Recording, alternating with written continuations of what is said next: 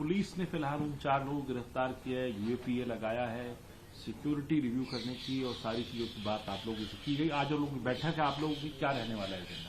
सबसे पहले तो जो आज कर रहे हैं तो पहले करना चाहिए था। जल्दबाजी में पुराना मतलब सदन को छोड़कर नए संसद भवन, पुराना संसद भवन छोड़ो, नया संसद भवन चलो, ये सारे करने के पहले ये सोचना चाहिए था कि कहां कहां हमें क्या क्या करना चाहिए।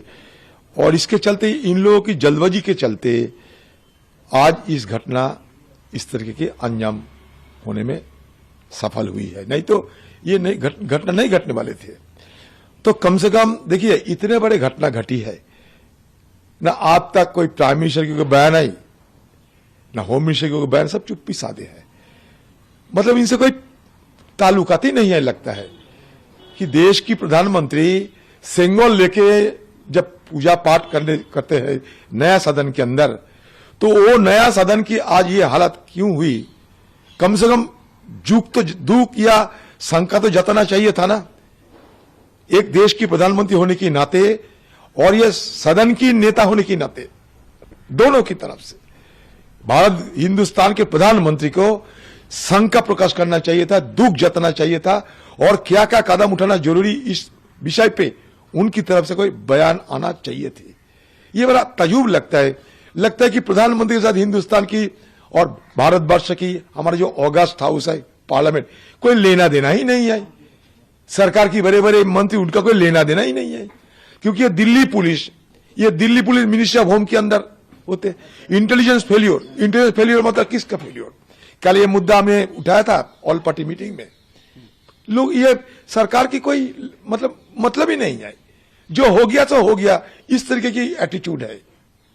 जो हो गया सो हो गया, जो हो गया तो छोड़ दो। अरे इसको गहन चर्चा होना चाहिए, इस पे हमें क्या करना चाहिए, कहीं चूक है, गलत कहीं हुई है, इसको हमें पकड़ना चाहिए। हम डरे हुए नहीं, अगर डरते थे तो सदन के अंदर हम लोग नहीं रहते थे। और सदन के अंदर हमारी तरफ से बाकी सारे जो सदन के अंदर सब मिलके कल जो ये जो हमला रुके हैं, सबको सराहना करना चाहिए था। इसको भी तो प्रधानमंत्री को ये भी तो करना, कम से कम करना चाहिए था कि हमारा हनुमान बेनीवाल, हमारे हनुमान बेनीवाल जैसे सबसे बड़ा औजिला, अरे बाप रे बाप, वो कैनिस्टर लेकर जिस तरीके से बाहर निकले, अगर वो बम होते तो वो फट जाते तो क्या होते, फिर भी परवाह नहीं की। तो ये सारे लोग और भी लोग हैं, इनको तो सारा सराहना करना चाहिए थे। ये जो कल जो ये लोग बहादुरी दिखाए, जो ताकत और साहस दिखाए, कुछ तो सराहना करना चाहिए था। सीना ठोक के हर जगह बात करते हैं, लेकिन यहां सदन के अंदर जो सीना दिखाने का हमारे एमपी को मदद प्रयास थी, उस विषय को भी जिक्र होना चाहिए।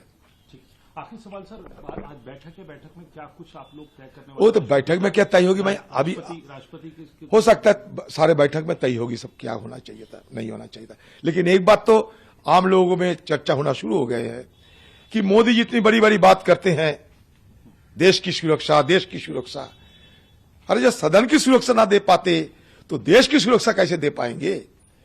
और रोजाना हम कहते हैं बेरोजगार, आज देखो वो बेरोजगार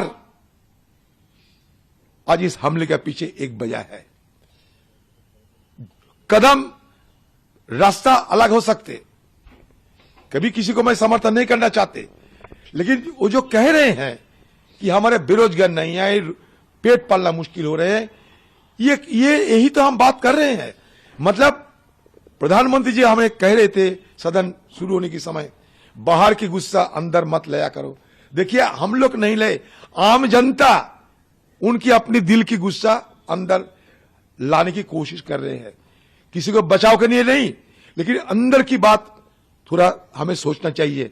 गिरवान में झांक कर हमें भी देखना चाहिए क्यों ऐसा हो रहे हैं।